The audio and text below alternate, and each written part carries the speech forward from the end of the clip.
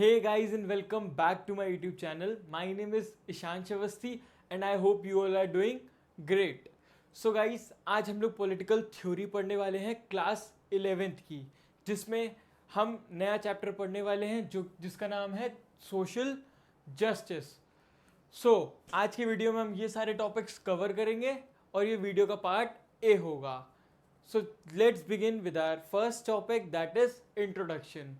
तो किसी भी चैप्टर को स्टार्ट करने से पहले उसका अगर इंट्रोडक्शन जान लेंगे तो हमें चैप्टर का एक ब्रीफ ओवरव्यू मिल जाता है एंड जिसकी हेल्प से हम चैप्टर को और अच्छे से ग्रिप कर पाते हैं.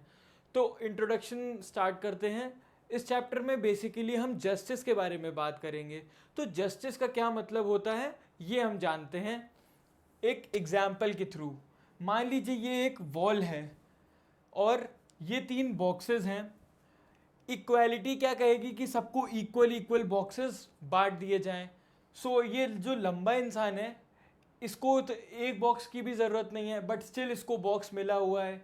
ये जो दूसरा नंबर का इंसान है इसको बॉक्स की ज़रूरत है और इसको मिला हुआ है, which is a good thing. Similarly तीसरे वाले पर्सन को की बात करें तो उसको 2 बॉक्सेस की ज़रूरत है बट स्टिल उसको एक बॉक्स मिला हुआ है दीवार तक पहुंचने के लिए. सो ये क्या इक्वालिटी है? हाँ है, क्योंकि इक्वल मिला हुआ है ना सबको. बट क्या ये जस्टिस होगी? क्या ये इस पर्सन के साथ जस्टिस होगी? बिल्कुल नहीं होगी. सो यही जस्टिस देखती है कि इक्वालिटी होना इज़ गुड बट जस्टिस हमेशा ज़रूरी नहीं है कि इक्वालिटी के साथ ही प्रिवेल करे. अब आप ऐसे समझ लीजिए, हमारी सोसाइटी में रिजर्वेशंस दिए गए हैं, ग्रांट किए गए हैं different sections of the society को. जस्ट लाइक आप देखें शेड्यूल कास्ट और शेड्यूल ट्राइब्स को रिजर्वेशन मिला हुआ है हर सेक्टर में. गवर्नमेंट सेक्टर के हर प्रोग्राम में उनको रिजर्वेशन मिला हुआ है. सिमिलरली अगर आप वुमेन्स की बात करें तो उनको भी कई हद तक रिजर्वेशन मिला हुआ है. तो ये रिजर्वेशन क्यों मिला हुआ है? अब आप बोलोगे हमारी तो इक्वालिटी इन्फ्रिंज हो रही है, मतलब हमारी इसमें तो इक्वालिटी नहीं हो रही है. बट यहाँ पे जस्टिस का कॉन्सेप्ट लगेगा. क्यों? क्योंकि ऐसा माना जाता है कि वो लोग हज़ारों सालों से डाउन ट्रॉडन रहे हैं, पुअर रहे हैं और उनको निगलेक्ट किया गया है सोसाइटी के द्वारा. तो अब उनको कुछ स्पेशल राइट्स दिए जाने चाहिए जिससे कि उनको बूस्ट मिले और वो हमारे बराबर या फिर जनरल पब्लिक के बराबर में आ पाएँ.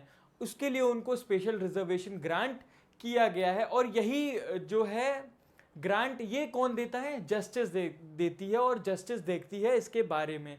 सो हम इधर देखते हैं कि जो लंबा पर्सन था उसको ज़रूरत नहीं थी तो हमने उसको एक भी बॉक्स नहीं दिया. जस्ट लाइक आप जनरल कैटेगरी की बात करें, उसको जनरल कैटेगरी को ज़रूरत नहीं तो एक भी % रिजर्वेशन उनको नहीं मिला हुआ है. सिमिलरली ओबीसी की बात करें तो उनको little bit amount of reservation चाहिए तो उनको एक बॉक्स के हिसाब से रिजर्वेशन दिया हुआ है. और SC/ST को 2 बॉक्सेस के हिसाब से रिजर्वेशन दिया हुआ है और ताकि तीनों इक्वल हो पा रहे हैं. तो जब जस्टिस मिल जाती है इक्वालिटी के साथ तब हमारी डेमोक्रेसी एक्चुअली में वर्क करती है, एक्चुअली प्रिवेल करती है और सेफगार्ड करती है हमारे राइट्स को. सो आई होप आपको चैप्टर समझ में आ रहा होगा कि ये किस डायरेक्शन में जा रहा है. तो चलिए बिना देर किए हुए स्टार्ट करते हैं हमारा चैप्टर का पहला टॉपिक, व्हाट इज जस्टिस. जैसा कि एग्जाम्पल की मदद से हमने जाना कि जस्टिस क्या होती है. जस्टिस वो होती है कि जब जिस पर्सन को जो नेसेसिटी हो और वो नेसेसिटी उसकी पूरी की जाए, जितनी ज़रूरत है उतनी ही ग्रांट की जाए इक्वालिटी, उसको जस्टिस बोलते हैं. चलिए समझते हैं. In India justice is associated with dharma and was considered to be the primary duty of king. India में जस्टिस का मतलब होता है धर्म, जो कि किसका धर्म होता है? राजा का धर्म होता है. आपने सुना होगा ये राजधर्म है कि हम इनकी जस्टिस दिला पाएं. और हमारे कोर्ट होती है जो, वो भी उनका जो प्राइमरी कर्तव्य होता है या जो धर्म होता है वो क्या होता है? To grant justice. अगर ये सिस्टम बिगड़ जाएगा या जो जस्टिस का जो सिस्टम है वो हट जाएगा तो आप सोच सकते हैं कितना सोसाइटी में कन्फ्लिक्ट अराइज हो जाएंगे, केओस मच जाएगा पूरी सोसाइटी में. क्यों? क्योंकि हर कोई ये सोचेगा कि हम अपना फ़ायदा देख रहे हैं. तो हर कोई जब अपना फ़ायदा देखने लगेगा तो सबका ही नुकसान है. अगर हम एक दूसरे का फ़ायदा देखेंगे तो हमारा भी उसमें फ़ायदा है और दूसरे का भी.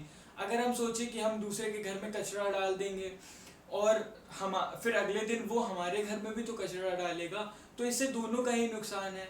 अगर हम भी डस्टबिन में डाल रहे हैं और वो भी, तो दोनों का फायदा है। तो यही जस्टिस देखती है कि हम सबको इक्वालिटी में तो रखें, but at the same time जितनी इक्वालिटी मैंडेटरी है जिस पर्सन को, उतनी ही मिले।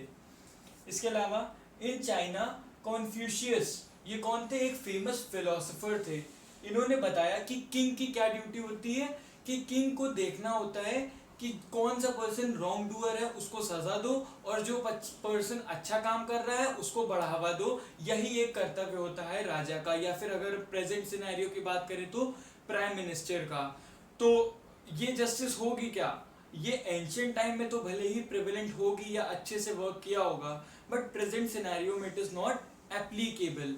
प्रेजेंट सिनेरियो में तो जिसको जितनी रिक्वायरमेंट है उसको उतनी जस्टिस मिलनी चाहिए। अगर शेड्यूल कास्ट को स्पेशल रिजर्वेशन मिल रहा है तो वो हमारा लॉ उनको ग्रांट करता है, और वो कहीं ना कहीं जस्टिस के कॉन्सेप्ट को सामने ला कर ही बनाया गया होगा।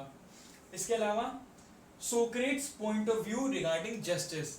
अब सोक्रेट्स पॉइंट ऑफ व्यू क्या था मैं बताता हूँ, कि कुछ यंग पीपल हमारे और आपकी तरह, उन्होंने पूछा सोक्रेट से कि हमें जस्ट क्यों रहना चाहिए, मतलब हमें जस्टिस के साथ या अच्छा काम क्यों करना चाहिए, हम अपना भला क्यों ना देखे, भाई हर इंसान अपना भला देखे।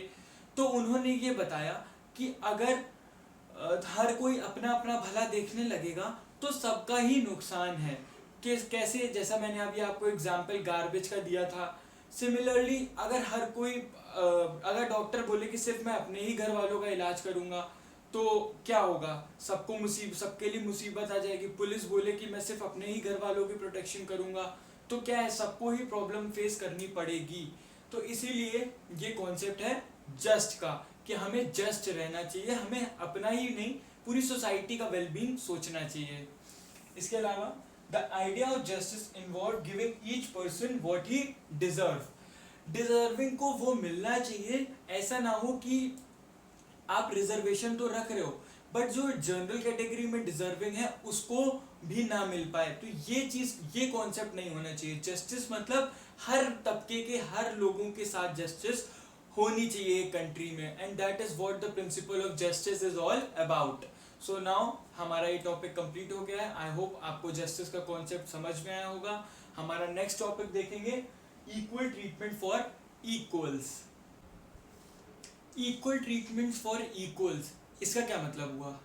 इसका मतलब ये हुआ कि फॉर एग्जाम्पल कोई पर्टिकुलर कास्ट का पर्सन है, मीन्स मान लीजिए जनरल का पर्सन है, वो पिज्ज़ा डिलीवरी करता है और उसको 100 रुपीज़ मिलते हैं पर डिलीवरी।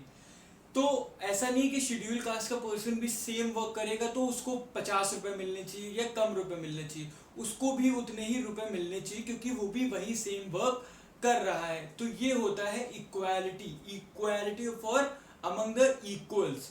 सिमिलरली अगर हम दूसरे एग्जाम्पल देखें कि अगर कोई वुमेन है वो पढ़ाती हैं किसी स्कूल में, तो उनको मान लीजिए फॉर एग्जाम्पल 40,000 रुपीज़ मिलते हैं पर मंथ। तो अगर जो मेल पर्सन होगा वो पढ़ाएगा सेम सब्जेक्ट तो उसको भी उतने ही रुपीज़ मिलने चाहिए। ये इक्वालिटी होनी चाहिए, कम ज़्यादा नहीं होना चाहिए इक्वल्स के बीच में।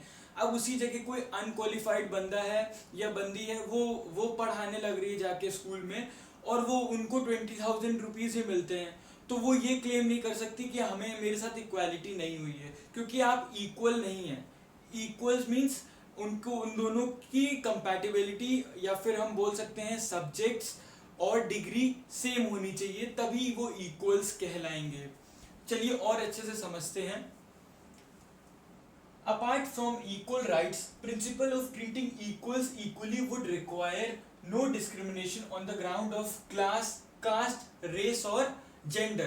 तो इनमें से दो का एग्जाम्पल मैंने आपको बताया। एक जो वुमेन वाला स्कूल वाला एग्जाम्पल था वो जेंडर बेस पे था, और हमारा कास्ट बेस पे जो एग्जाम्पल था पिज्ज़ा डिलीवरी का। सो ये दोनों एग्जाम्पल्स हमें समझ में आ गया कि इक्वल्स क्या होते हैं और उनके बीच में इक्वालिटी होनी चाहिए। सेकंड कॉन्सेप्ट है एवरीवन शुड बी जज on the basis of their work and action, not on the basis of group they belong.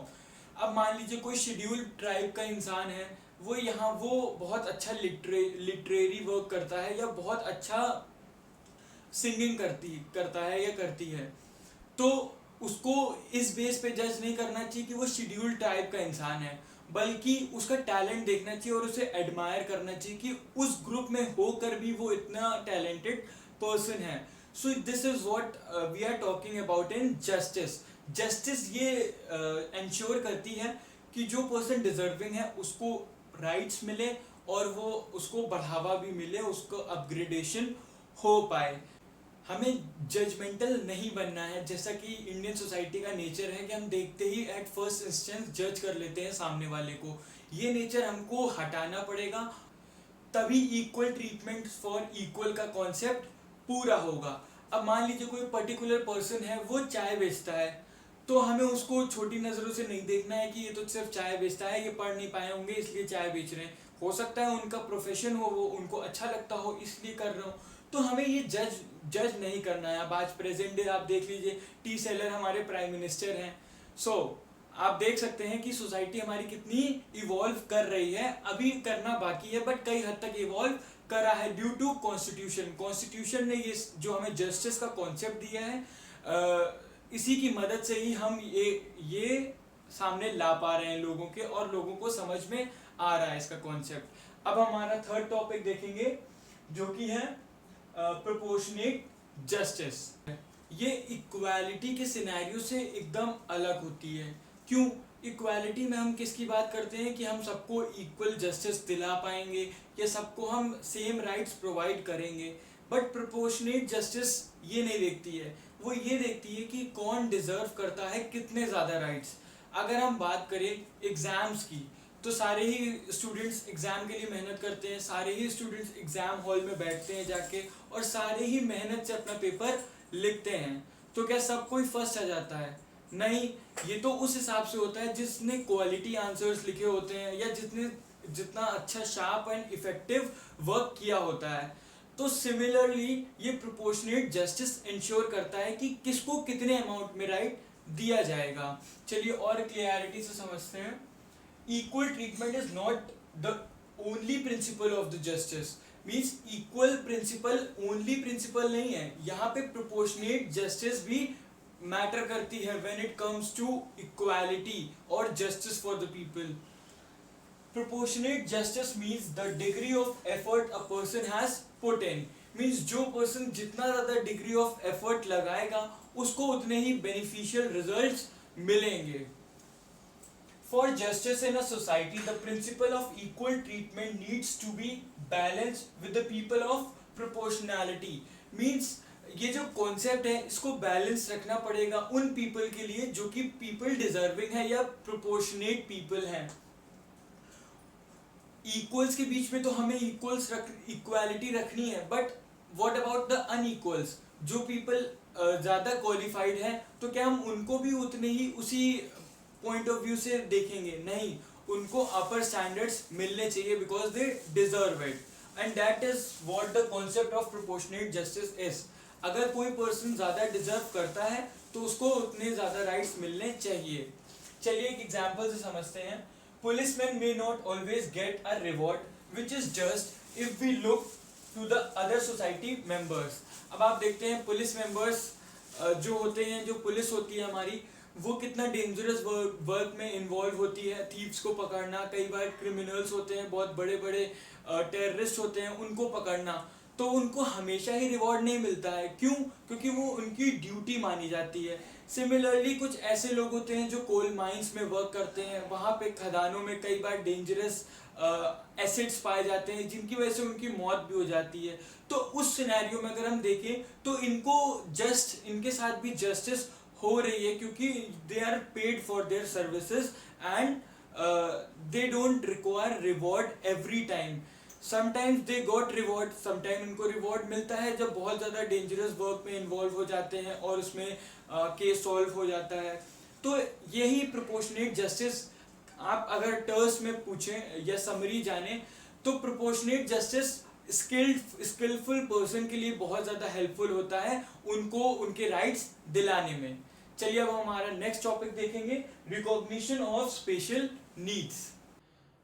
अब आप बोलोगे कि ये जो रिकॉग्निशन ऑफ स्पेशल नीड है ये क्या है, ये भी एक जस्टिस का ही एक प्रिंसिपल है। जिस तरह से हमने देखा कि प्रोपोर्शनेट जस्टिस होनी चाहिए, मींस जो इंसान ज़्यादा डिजर्व करता है उसको ज़्यादा राइट्स मिलने चाहिए, स्पेशल राइट्स मिलने चाहिए। सिमिलरली हमने पहला देखा था इक्वल ट्रीटमेंट फॉर इक्वल्स, मतलब जो दो बराबर के लोग होंगे, बराबर क्वालिफिकेशन के लोग होंगे, उनको बराबरी से देखा जाएगा। सिमिलरली हमारा ये तीसरा कॉन्सेप्ट है recognition of special needs. Means कुछ ऐसे लोग होते हैं जो फिजिकली डिसेबल्ड होते हैं या सोसाइटी लेवल पे डिसेबल्ड होते हैं, उनको स्पेशल नीड चाहिए होती है अपग्रेड करने के लिए। Just like reservation are granted to scheduled caste. तो शेड्यूल कास्ट को रिजर्वेशन क्यों ग्रांट किया गया, क्योंकि उनको सोशल लेवल पे बहुत निचले स्तर का देखा जाता है, जिसकी वजह से क्या होता है कि उनको कभी एजुकेशनल राइट्स नहीं मिले थे पहले बहुत सालों से, for last more than 10 decades. तो आप समझ सकते हैं कि जब इतना पहले से उनको राइट्स नहीं मिल रहे थे तो वो कैसे सरवाइव कर रहे होंगे बिना एजुकेशन के। उनको इवन रिलीजियस प्रैक्टिसेस करने को नहीं मिलती थी, मंदिरों के अंदर जाने को नहीं मिलता था। तो to upgrade these people they require some special sort of rights, and that is what justice concept is all about. तो जस्टिस ये कंफर्म करता है कि हर इंसान को राइट्स मिले, और इक्वल राइट्स तो मिले पर साथ ही साथ जस्टिस भी हो, जैसा कि हमने स्टार्टिंग में इंट्रोडक्शन में जाना था कि ऐसा तो नहीं इक्वालिटी के नाम पे अनजस्टिस हो रही हो किसी के साथ। तो ये हमारा कॉन्सेप्ट इससे डील करता है। बट कुछ लोगों को ऐसा लग रहा होगा कि ये तो कॉन्ट्राडिक्ट कर रहा है, जब इक्वालिटी की बात हो रही है यहाँ पे तो इनजस्टिस हो रही है, किसी को स्पेशल राइट्स मिल रहे हैं। तो ये कॉन्ट्राडिक्ट बिल्कुल नहीं करता है। क्यों, चलिए देखते हैं। The principle of justice do not contradict with the other to principles. Why? Because people with special needs or disability could be considered unequal in some particular respect and deserve special help. तो यहाँ पे हमने बात जब करी थी तो हमने इक्वल ट्रीटमेंट फॉर इक्वल्स किया था, मतलब इक्वल्स के साथ इक्वल ट्रीटमेंट होना चाहिए। पर यहाँ पे तो लोग इक्वली नहीं है ना, वो लोग डिसेबल्ड हैं, चाहे सोसाइटी के लेवल पे हो चाहे फिजिकल लेवल पे हो, दीज पीपल वर डिसेबल्ड, तो उनको स्पेशल सॉर्ट ऑफ राइट्स मिलने चाहिए या दे डिजर्व इट। इसके अलावा due to the prevalence of social discrimination in India, constitution allows reservation for government jobs and quotas for admission to educational institutions. अब आप educational institutions में अगर आप जब कॉलेज जाएंगे क्लास 12 के बाद, तो आप देखेंगे बहुत डिफरेंस है जनरल कैटेगरी के लिए, ओबीसी के लिए एंड SC/STs के लिए। ये डिफरेंस क्यों बनाए गए हैं, क्योंकि मैंने आपको बताया कि उनको सोशल लेवल पे निचले तबके का माना जाता है, तो they deserve some special rights. Although अब ये प्रॉब्लम एग्जिस्ट ज़्यादा नहीं करती है। क्यों? क्योंकि अब वो भी बहुत ज़्यादा एडवांस हो गए हैं, और अगर कोटाज ग्रांट करने हैं अब तो मॉनेटरी लेवल पे करने चाहिए, इकोनॉमिकली करने चाहिए, बट वो फर्दर फ्यूचर में आएगा। तो अभी के लिए तो हम देखते हैं तो सोशल लेवल पे भी कोटाज प्रोवाइड किए जाते हैं। तो क्यों किए जाते हैं? क्योंकि उनको अनइक्वल माना जाता है, इसलिए किए जाते हैं। वुमेन्स को स्पेशल रिजर्वेशन क्यों मिलता है? क्योंकि उनको अनइक्वल माना जाता है आज भी इन इंडियन सोसाइटी। कुछ एग्जाम्पल्स जानेंगे। सबसे पहले एक एग्जाम्पल देखते हैं। अब visually impaired student deserve a special treatment. मान लीजिए आपकी क्लास में कोई बंदा है या बंदी है, वो फिजिकली विजुअली इम्पेरेटिव है, मतलब वो देख नहीं पाती हैं, शी इज़ ब्लाइंड और ही इज़ ब्लाइंड। तो आप सबको पेपर करने के लिए अगर एग्ज़ाम में 3 घंटे का टाइम मिलता है और उनको 3.5 घंटे का मिलता है, तो would you claim it as injustice? नहीं। क्यों? उनको टाइम लगेगा भाई, वो देख नहीं पा रहा है बंदा अगला। सो यही इंश्योर करती है हमारी जस्टिस कि जिसको रिक्वायरमेंट है उसको हम दे पाए जो भी नीड है। सिमिलरली अगर कोई किसी कॉलेज में कोटाज ग्रांट किए जा रहे हैं, वुमेन्स को 33% मान लीजिए रिजर्वेशन दिया जा रहा है, तो क्यों दिया जा रहा है? क्योंकि वुमेन्स को कहीं ना कहीं आज भी इंडियन सोसाइटी में माना जाता है कि फर्दर स्टडीज़ के लिए उनको नहीं बाहर भेजना चाहिए या नहीं भेजते हैं लोग, इसलिए उनको ग्रांट किया जाता है ताकि पेरेंट्स इनकरेज हों और उनको भेजें। इसी तरह से एक एग्जांपल देखेंगे। आपकी क्लास में 2 बच्चे हैं, एक बहुत ही ज़्यादा स्ट्रॉन्ग है पढ़ने में, दूसरा थोड़ा वीक है। तो टीचर दोनों का अलग अलग पेपर सेट करता है, दोनों के मेंटल लेवल के हिसाब से। तो ये भी तो इनजस्टिस है, इनइक्वालिटी है, बट ये जस्टिस है, जिसका जितना दिमाग होगा उसी लेवल से उसकी ग्रोथ करवाई जाए। सो आई होप आपको अब अच्छे से समझ में आ गया है ये कॉन्सेप्ट। अब हम हमारा लास्ट टॉपिक देखेंगे आज के वीडियो का, पार्ट 1 का, that is just distribution. Just distribution means बराबरी का डिस्ट्रीब्यूशन, या जो जस्टिस के अनुसार मान्य है वो डिस्ट्रीब्यूशन करना चाहिए सोसाइटी में। अब सोसाइटी, इंडियन सोसाइटी की अगर हम बात करें तो बहुत सारी इविल प्रैक्टिसेस होती आ रही थी फ्रॉम एंशियंट टाइम्स, बट अब वो एबॉलिश कर दी गई हैं बाय आर कॉन्स्टिट्यूशन, ताकि उनको भी इक्वल राइट्स मिल पाएँ। किनको? जो कि डाउन ट्रॉडन सोसाइटी के पार्ट हैं, जैसे कि schedule caste and schedule tribes. These people were considered as low caste and they don't have the access to even go to temple। मतलब उनको मंदिर जाने के लिए भी अलाउंस नहीं थी, और मंदिर तो सबके लिए बना होता है, ये एक सोशली होता है, एक्सेप्टेबल होता है। तो उनको जब मंदिर जाने की भी अलाउंस नहीं थी, तब कॉन्स्टिट्यूशन ने इसको एबॉलिश किया, अनटचेबिलिटी को, और उनको ग्रांट किया एक्सेस। और this is what the concept of just distribution is all about. Means just distribution, बराबरी का डिस्ट्रीब्यूशन होना चाहिए, पर जस्टिस भी प्रिवेल करनी चाहिए। अगर शेड्यूल ट्राइब्स को या शेड्यूल कास्ट को मंदिरों के अंदर जाने की नहीं मिल रहा है एक्सेस, तो ये कॉन्स्टिट्यूशन की या फिर ये गवर्नमेंट की ड्यूटी है कि उनको ग्रांट करवाए। चलिए देखते हैं।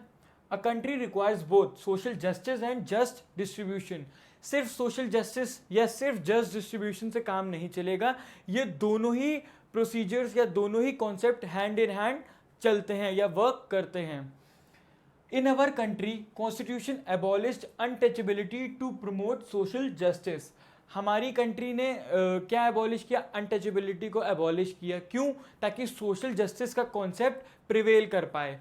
और क्यों किया? क्योंकि हमने देखा ना कि कितनी कितनी प्रैक्टिसेस होती थी, उनको बड़ी जॉब करने को नहीं मिलता था, scheduled caste and scheduled tribes को, उनको मंदिरों जाने में नहीं मिलता था, तो और उनको एजुकेशन का भी एक्सेस नहीं था।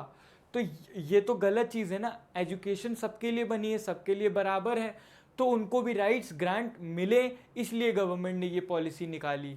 इसके अलावा states provide several grants to its citizen.